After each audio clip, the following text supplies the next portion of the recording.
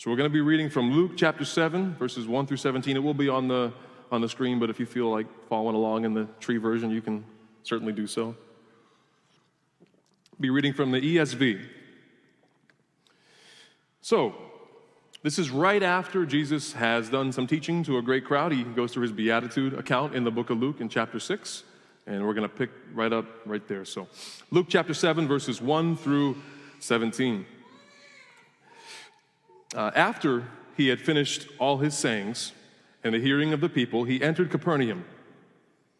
Now a centurion had a servant who was sick and at the point of death, who was highly valued by him.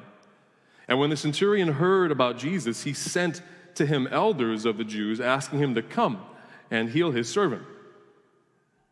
And when they came to Jesus, they pleaded with him earnestly, saying, he is worthy to have you do this for him, for he loves our nation, and he's the one who built us our synagogue. And Jesus went with them, and when he was not far from the house, the centurion sent friends, saying to him, Lord, do not trouble yourself, for I'm not worthy to have you come under my roof. Therefore, I didn't even presume to come to you, but say the word, and let my servant be healed. For I too am a man set under authority, with soldiers under me, and I say to one, go, and he goes, and to another, come, and he comes, and to my servant, do this, and he does it. When Jesus heard these things, he marveled at him, and turning to the crowd that followed him, said, I tell you, not even in Israel have I found such faith. And when those who had been sent returned to the house, they found the servant well. Soon afterward, he went down to a town called Nain, and his disciples and a great crowd went with him. And as he drew near to the gate of the town, behold, a man who had died was being carried out, the only son of his mother. And she was a widow, and a considerable crowd from the town was with her. And when the Lord saw her, he had compassion on her and said to her, do not weep. Then he came up and touched the bier, and the bearers stood still. And he said, young man, I say to you, arise. And the dead man sat up and began to speak, and Jesus gave him to his mother. Fear seized them all, and they glorified God, saying, a great prophet has arisen among us, and God has visited his people. And this report about him spread through the whole of Judea and the surrounding country. This morning, we're going to be talking about fertile faith. Fertile faith. And I made the joke on Facebook last night, the dad joke, if I may, that we're not going to be talking about babies. We're not going to be talking about faith that makes babies today. But we are going to be talking about this. If you get nothing else out of today, hear this. Faith that acknowledges Jesus' authority and trusts him. So faith that acknowledges Jesus' authority and trusts him makes you fertile ground for God's kingdom to grow. Last week, we started talking about the kinds of things that make us fertile ground or good soil for God's kingdom to grow in us. And from these two stories this morning, we discover that faith is one of the key things that makes us fertile ground for God's kingdom to grow in us. But I ask you, what kind of faith? What kind of faith are we talking about? There are a lot of definitions of faith out there, many ideas about what faith is, and these two stories that we're going to look at this morning, they stand in stark contrast to what a lot of the misconceptions in our world are, two in particular. Two big misconceptions about faith. The first one, a lot of our world thinks that faith is something you're born into. That you're born into Christian faith, or you're born into Muslim faith, you're born into Jewish faith, or some other kind of faith. But we can rule that out. We just read it. In this first story, the centurion was just that, a centurion. He wasn't Jewish. He wasn't born into faith in God, but he became someone who had faith in God. So this faith that we're after isn't something you're just born into. That's the first thing. Second thing, another misconception, another wrong idea about faith out there, and you've probably heard this one. You have to have a lot of it. Faith is something you have to have a lot of. I mean, if you have a lot of faith, things will start to happen for you. You'll start to see things in your life. But if you paid attention to the second story, this mother is simply a broken woman heading down the road to bury her son. She doesn't express any kind of great faith or awesome faith. She's not standing guard over her son's body, fighting everyone off until Jesus gets there because she has such a large, great faith. No, and she knows that when Jesus shows up, he's gonna heal him. No, that's not what we read. So this faith that we're after, it isn't about quantity or putting on a big show or display. No. There are lessons here for us to learn about faith in this passage. The kind of faith that will turn us into fertile ground for God's kingdom to begin to grow through us and allow us to bear fruit in this world. So the first thing let's talk about faith that stops Jesus in his tracks. It's pretty wild. Faith that stops Jesus in his tracks. Did you notice it all in that first story about the centurion? We never actually read that Luke writes, well, let him be healed. Jesus doesn't say that, not in Luke's account. Luke doesn't bother recording the actual moment Jesus heals the centurion servant. Because the emphasis here, what is more important in this story, is that it's the faith the centurion demonstrates. So Luke chooses to focus on what Jesus said about this man's faith and how he responds. This is what stops Jesus in his tracks. Let's look at it again, verse 9. When Jesus heard these things, the things the centurion was saying, he marveled at him. Jesus marveled at man. And turning to the crowd that followed him, said, I tell you, not even in Israel have I found such faith. What was so impressive about this man's faith? Let's take a peek at what the centurion says. In verse 6, he was not far from the house, Jesus was not far from the house when the centurion sent friends to say to him, Lord, don't trouble yourself, for I do not deserve to have you come under my roof. That's why I didn't even consider myself worthy to come to you. But say the word, my servant will be healed. For I myself am a man under authority, with soldiers under me. I tell this one to go, and he goes. Tell this one to come, and he comes. And I say to my servant, do this, and he does it. So what stands out about what this man does? What stands out about what he says? The first thing is you'll notice that he's humble.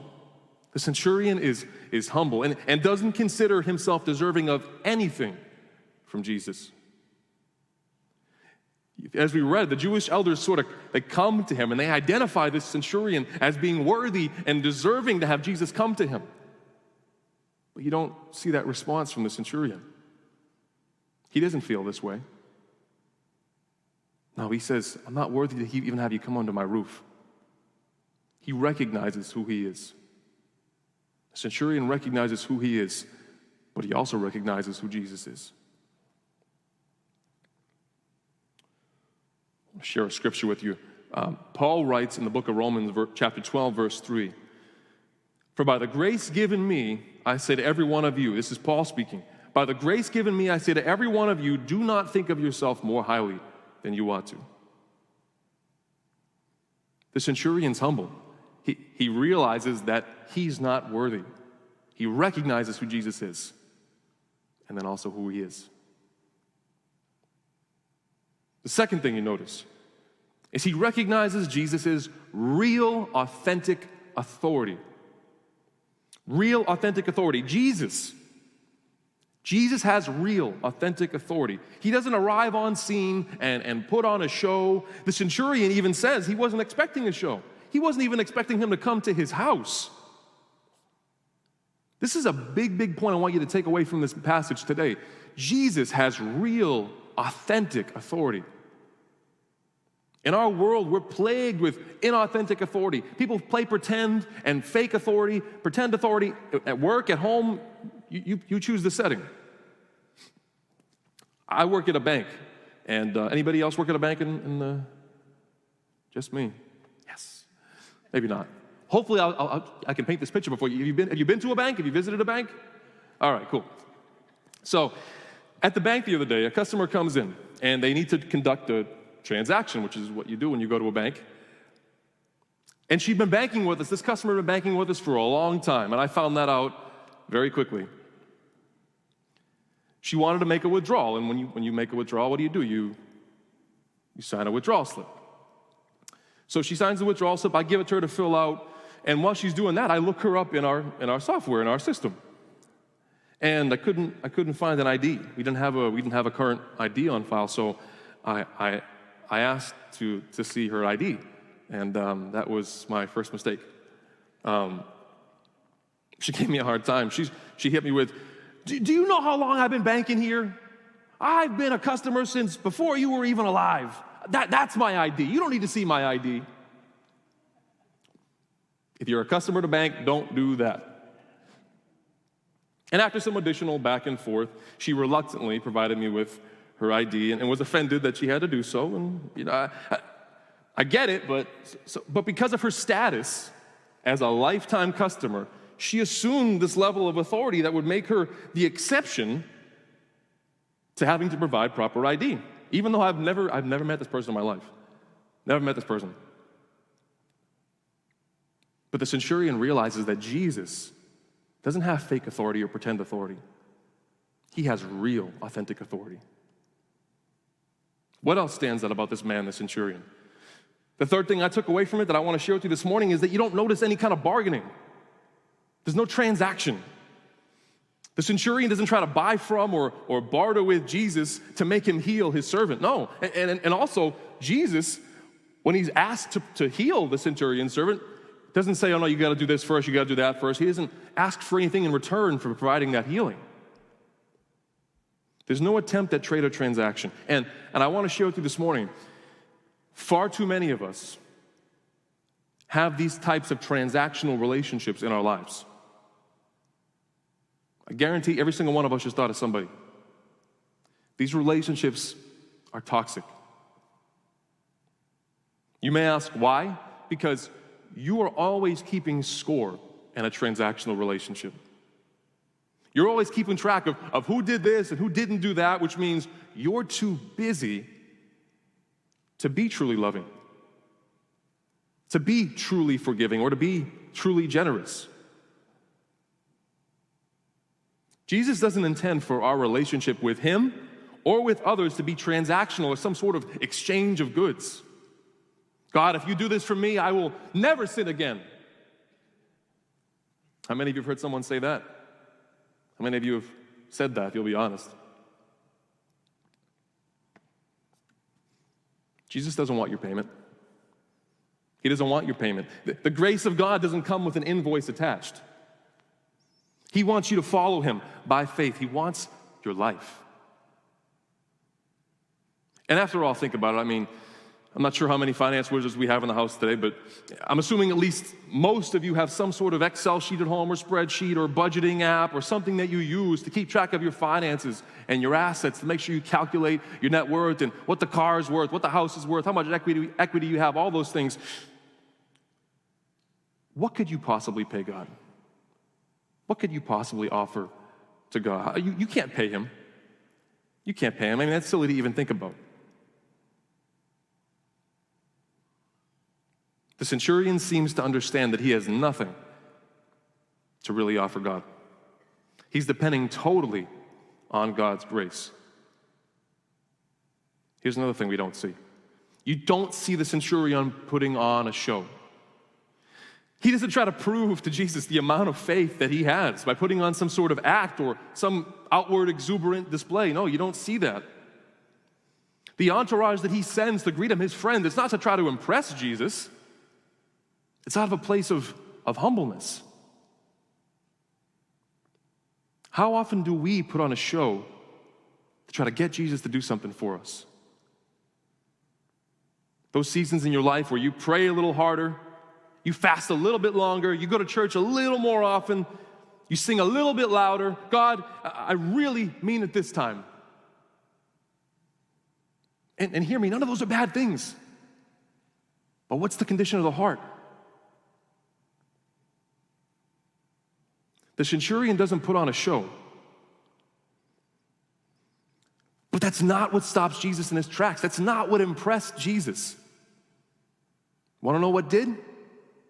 This right here. The centurion assumed and relied on Jesus' compassion. He assumed and relied on Jesus' compassion. He understood that of course Jesus would want to help me out. Of course Jesus cares. He's Jesus.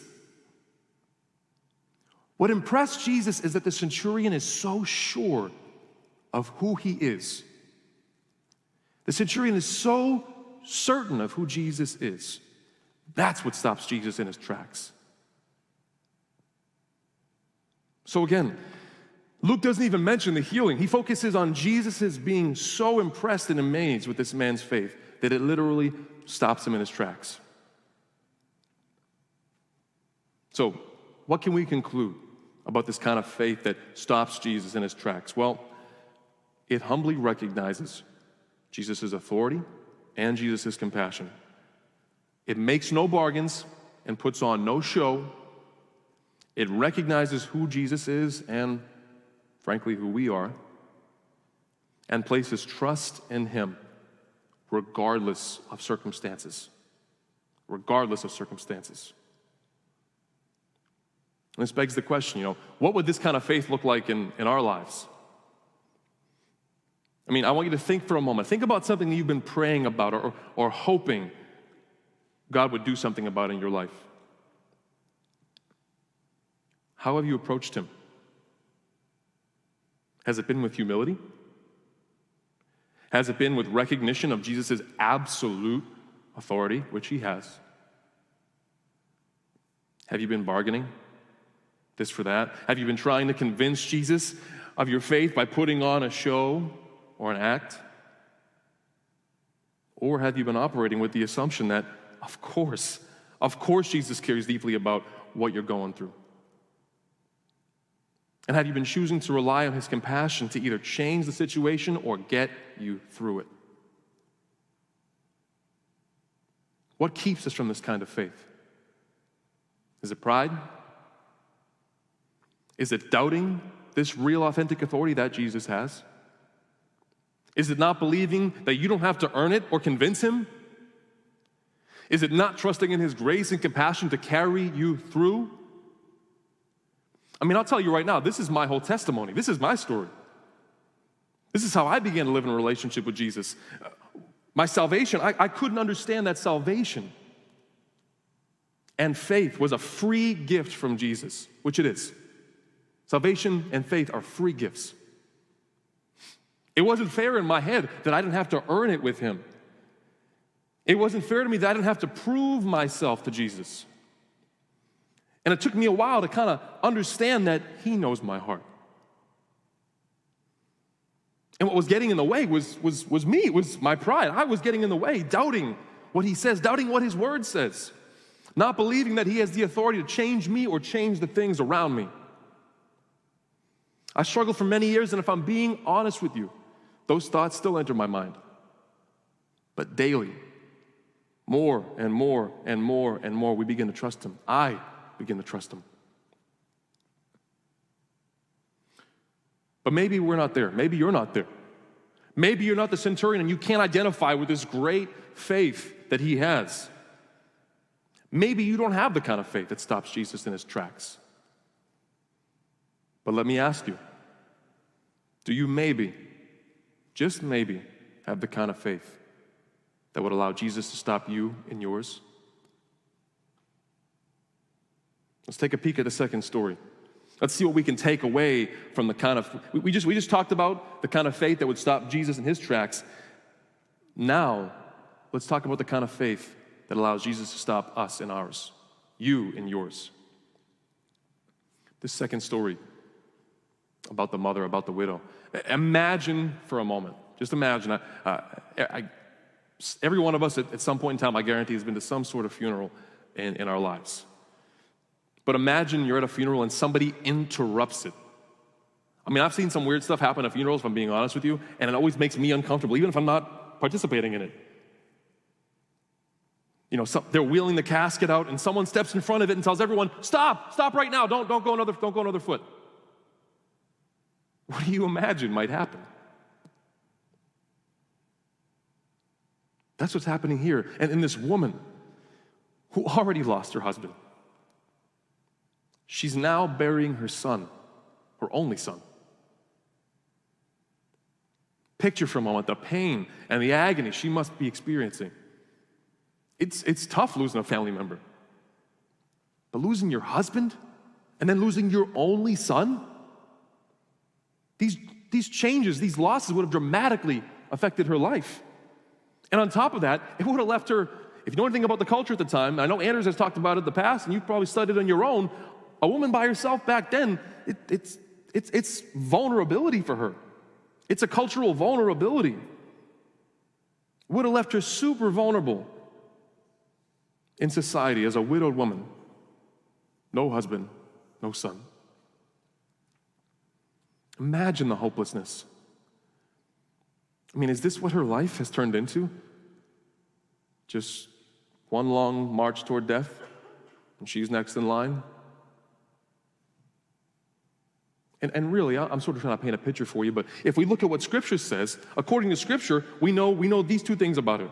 That right now she's completely alone, and that she's crying, she's weeping.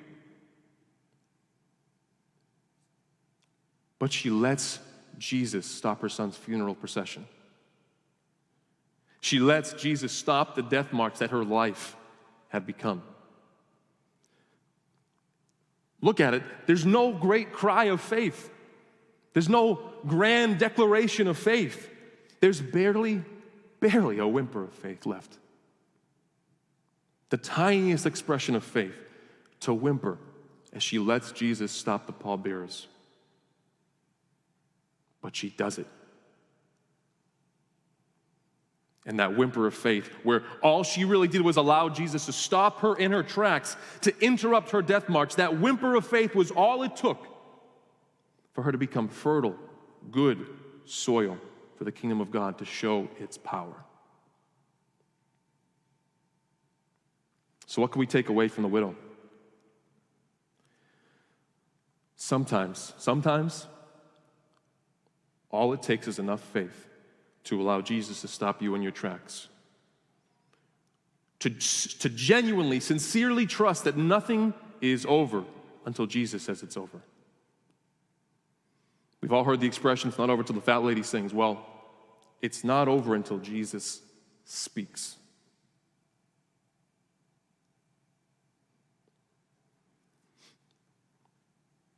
And you're all going to cope with this, I know you will. But have you ever heard someone else say, or maybe you said this yourself, God does not understand what I'm going through. God doesn't understand what I'm going through. How could he? He doesn't know what it's like to be me. He doesn't know what it's like to walk in my shoes. He's up there, right? I'm down here. He doesn't care what's going on. But I want you to think about this with me for a moment. And worship team, you can start coming back. Look at this story. Look at the characters in this story. The mother, the widow. This woman just loses her son, the suffering, the pain of losing her one and only son. You think God doesn't get it? God knows that pain. God lost his one and only son. The centurion was desperate for a way to help this person, this servant he cared about.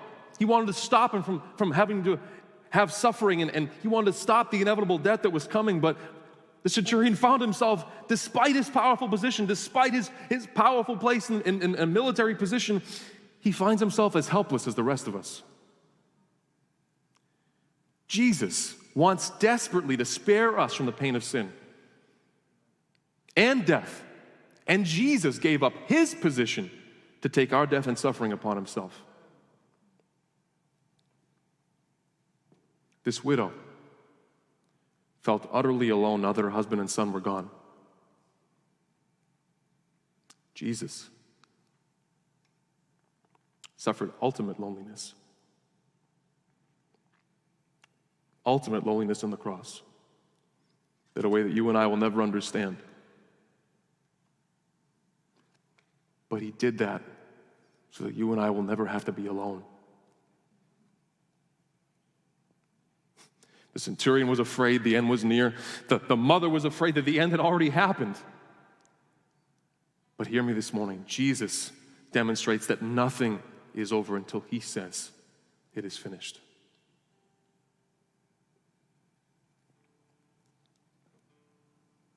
One of my favorite quotes